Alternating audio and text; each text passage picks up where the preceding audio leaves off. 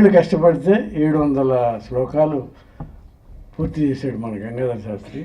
అది కూడా ఒక యుగ పురుషుడు. ఘంటసాల 106 శ్లోకాలు గానం చేస్తే మిగతాయి చేసి ఇతను కూడా చరితార్థుడయ్యాడు. నేను చిన్మయానంద స్వామి ఈ భగవద్గీతల అధ్యాయానికి వ్యాఖ్యానం చెబుతుండేవారు. ఒకసారి వెళ్ళినప్పుడు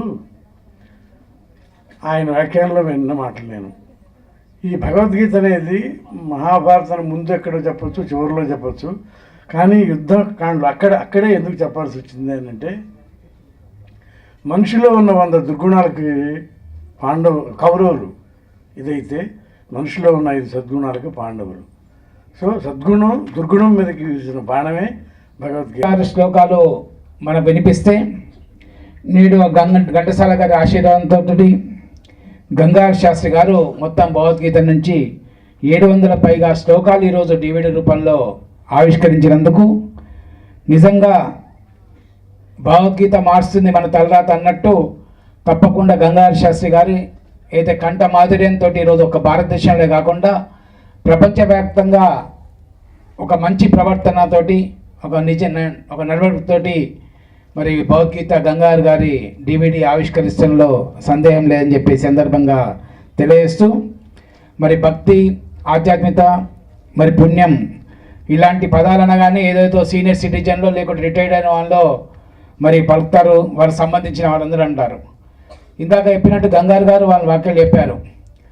భగవద్గీత ఉన్నప్పుడు కృష్ణ భగవానుడు అర్జునుడికి విభూతి ఉంటేనే జరుగుతుంది, భగవద్ అనుగ్రహం లేకుండా ఇది జరిగేది కాదు. అది స్వామి భగవద్గీతలోనే చెప్పాడు. ఎక్కడ ఏ విభూతి ఉండి ఎవరి మీద ఎవరికి ప్రపంచంలో ఇన్ఫ్లుయెన్స్ చేయాలన్నా నా విభూతి లేకుండా ఎక్కడటువంటి కార్యక్రమం జరగదండి. అది కారణ జన్ములు, అది ఆయన అనుగ్రహంతో ఇంత మహత్ కార్యాన్ని చేశారు. దాన్ని చెప్తున్నారు. నాకు జ్ఞాపకం, రఘునాథాచార్య గారిని అప్పుడు వైస్ ఛాన్సలర్ సంస్కృత్ ప్రొఫెసర్ ఉండేవారు. చాలా పుస్తకాలు తిరుపతి దేవస్థానంలో ఉన్నప్పుడు ప్రచురించడం జరిగింది.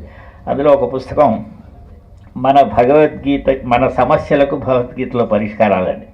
నీకు ఏ ప్రాబ్లం, లౌకికంగా ఏ ప్రాబ్లం, మోక్షాన్ని ఇవ్వగలిగిన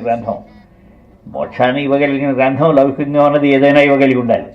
అది లేకపోతే మోక్షాన్ని ఎట్లా ఇవ్వగలుగుతున్నది? అటువంటి మన ప్రతి సమస్యకి ఇందులో సమాధానం ఉందని, ఏ శ్లోకంలో ఏ రకంగా ఏ సమస్యకు ఏ సమాధానం ఏ ఉందో అది చూపించినటువంటి గ్రంథం, చిన్న గ్రంథం అది.